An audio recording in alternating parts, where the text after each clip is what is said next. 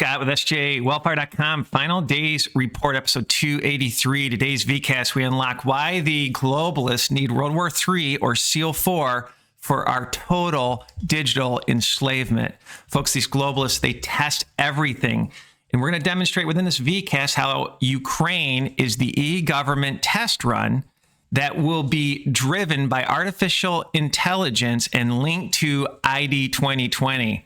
Also, I want to introduce a new term from Lee Holman, the 4Ds of the globalist. And again, if you follow my ministry, I was a marketing director type for many, many years. And in marketing, you have the 4 Ps: price, product, promotion, and placement. And some new scholars call it the 8 Ps. And it's just very succinct on how you market a product. Get your price right, get your promotion strategy right, get your product right. That's the branding, building the brand associations and equity. And Lee nails it with the 4Ds. So let's read from leeholman.com. Globalists have another shock event plan in pursuit of the 4Ds. And here they are. Digitization. They need to digitize everything. Every blade of grass will be digitized with smart dust, right? They're going to track everything with their technocracy transhumanism agenda. We've covered that for 2 years.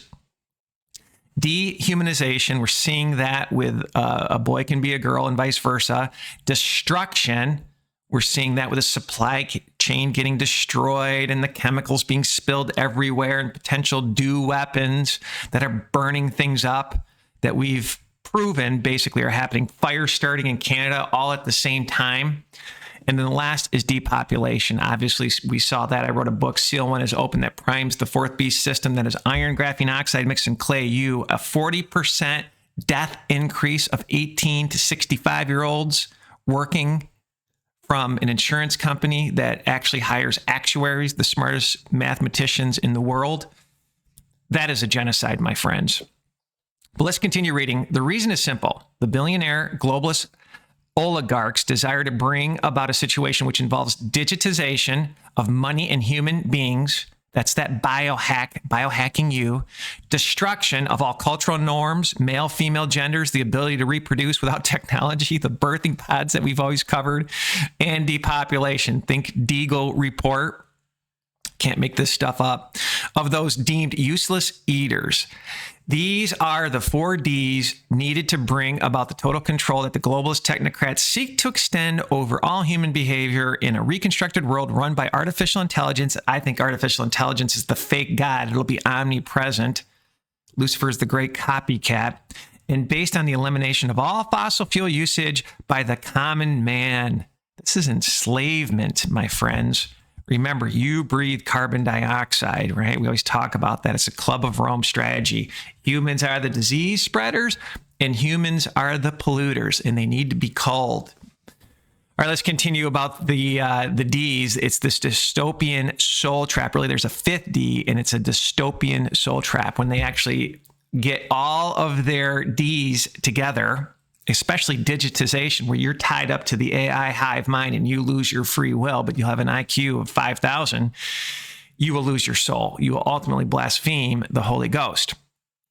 But let's talk about, within this article, he talks about Russia. I've always said 70-30, 70% NATO and the Western so-called globalist elite are poking the bear. 30% we're watching theater, and maybe it's a 50-50. And I thought this was interesting because I've done many podcasts about Russia, how they're bringing in this artificial intelligence, tracking system. They're playing ball there. And we know Putin was part of the World Economic Forum, Young Leaders. So it seems like theater to me.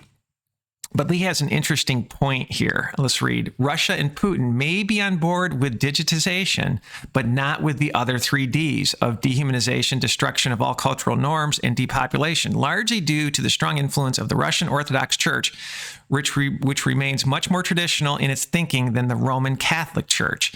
So he goes on to say that Russia is a bit of a thorn on the globalists. They're not agreeing to this beast system in its entirety of the 4 Ds.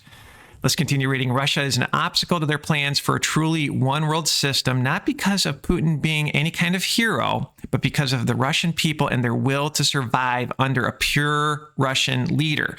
They will not accept the World Economic Forum puppet like the United States, Canada, Australia, New Zealand, and Europe have accepted to rule over them.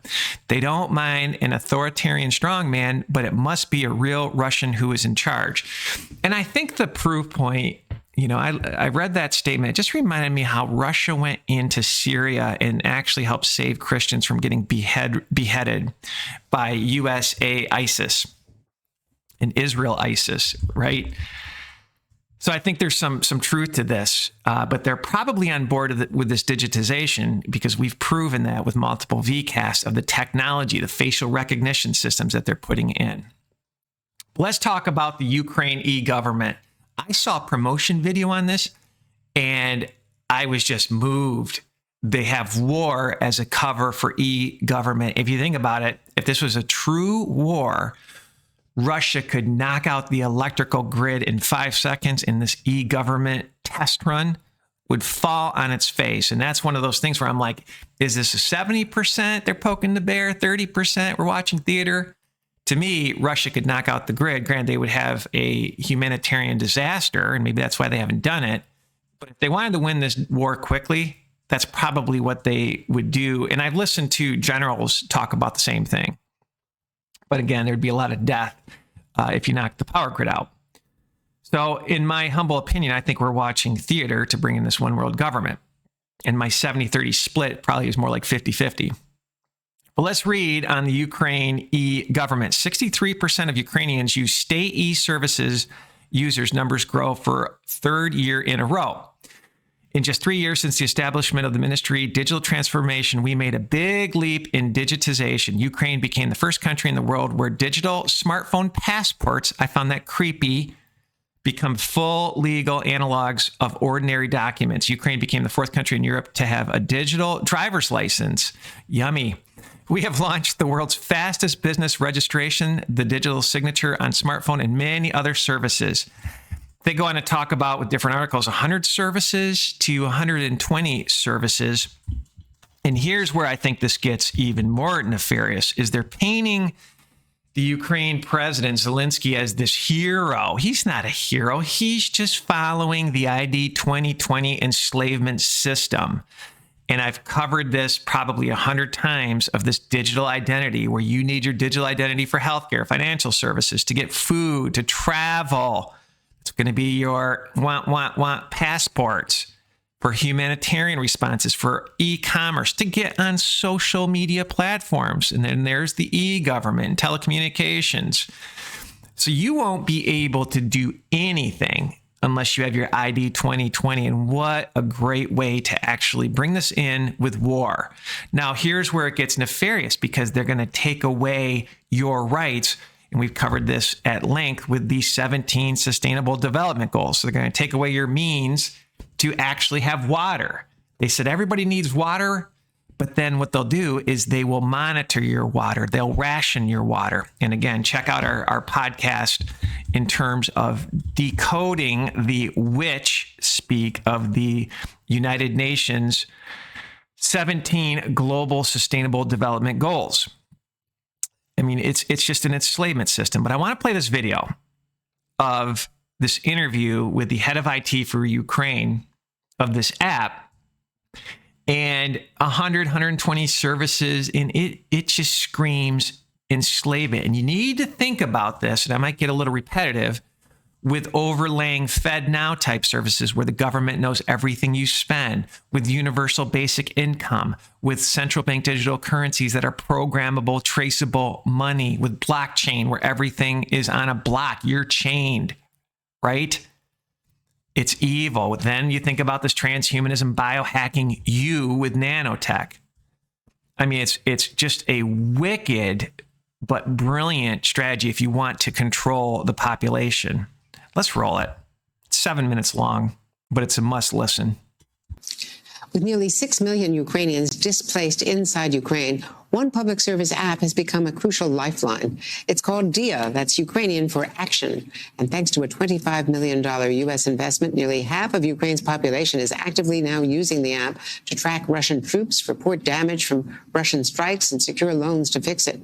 The app also houses passports and allows Ukrainians to access social aid and more than 100 other crucial services. Helping lead the effort is USAID Administrator and former UN Ambassador Samantha Power and Ukraine's Minister of Digital Transformation, Mikhailo Fedorov.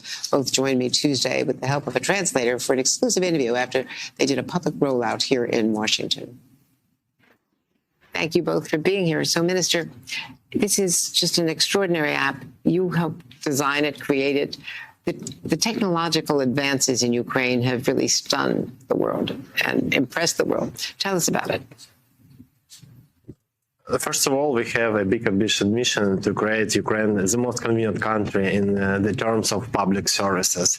And we have a big potential for it, because in Ukraine now 300,000 IT specialists, and we have a political will to implement new transformation decisions to transform our country. And DIA is answer how we can build the most convenient country in the world. And we launched 100 services. We became the first country in the world who legalized and launched electronic passport.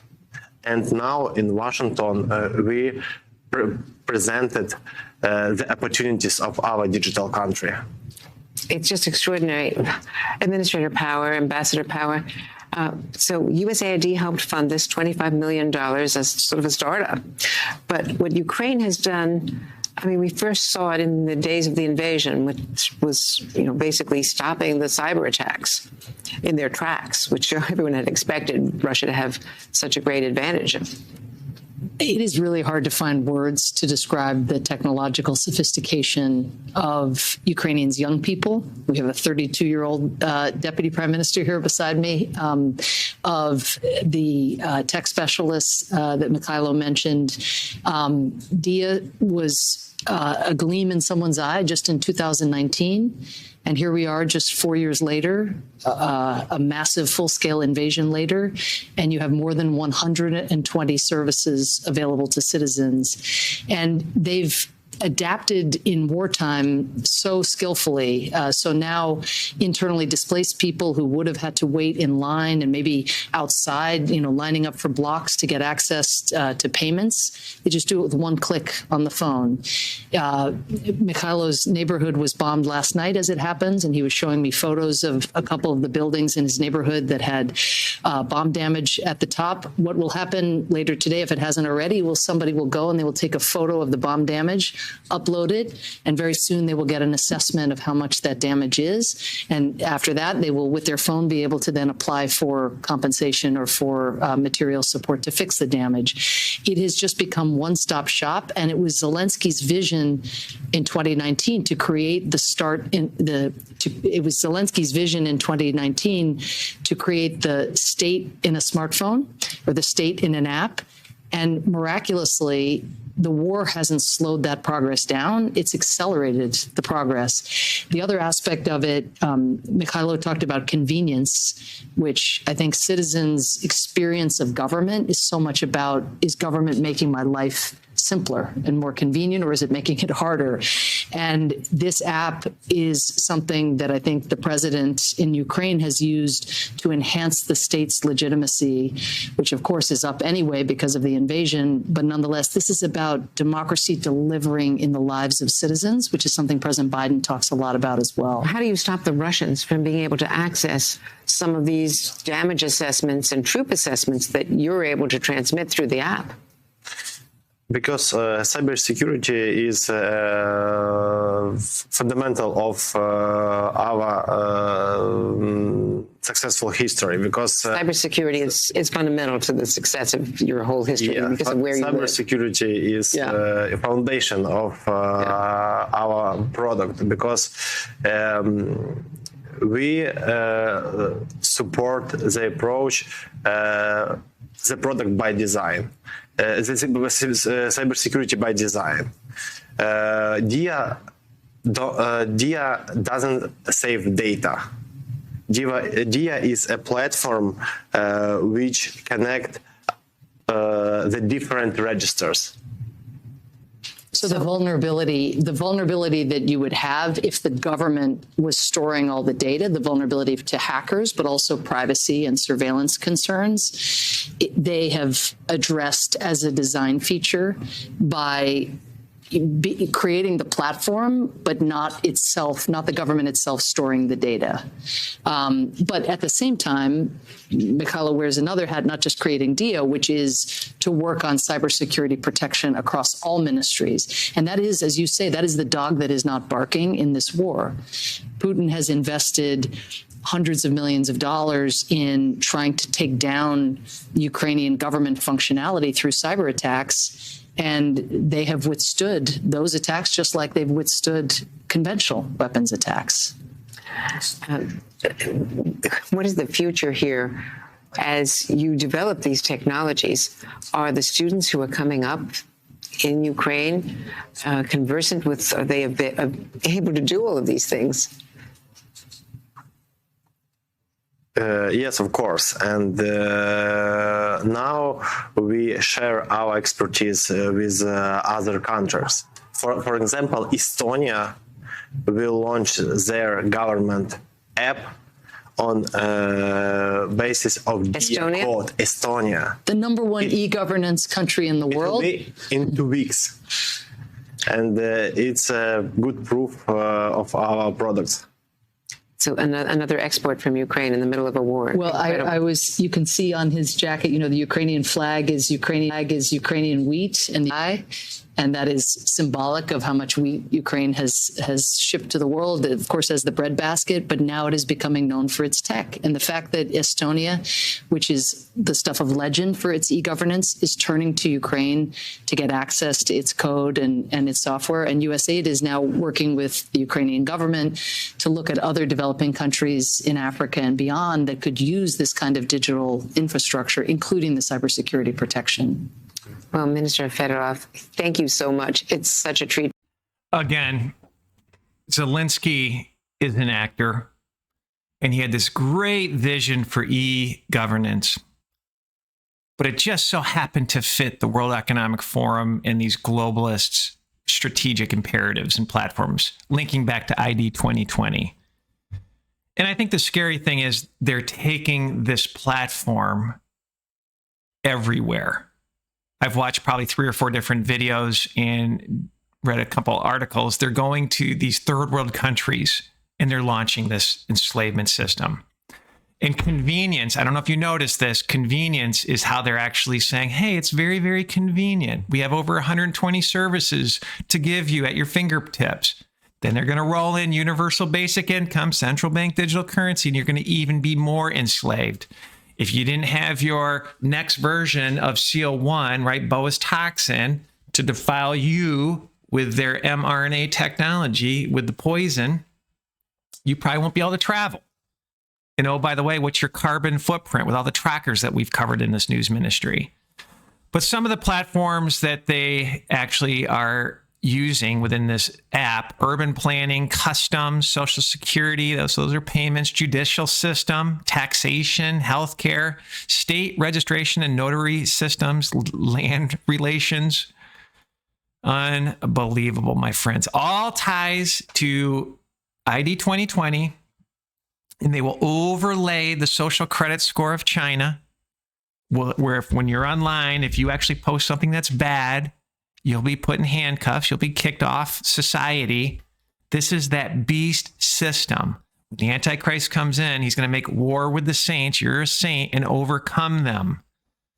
It's going to be punching you and punching you and punching you and punching you. You're going to need some supernatural guidance and wisdom with this system. You can see a horse basically getting fenced in. We're the horse. The Christians are the horse.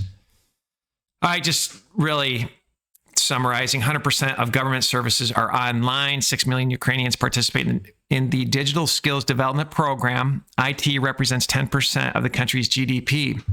And if there wasn't an overlay of evil, if you didn't know this one world government system, I'm sure this would be great. Technology can be used for good and evil.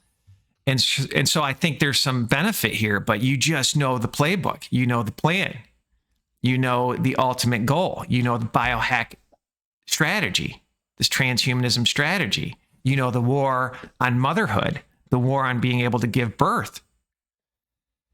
I'm telling you, when I saw this, it just raised my eyebrow. And again, artificial intelligence, after the system is built in, it probably is overlay or underlaid within this architecture. This IT architecture is artificial intelligence that will be all knowing.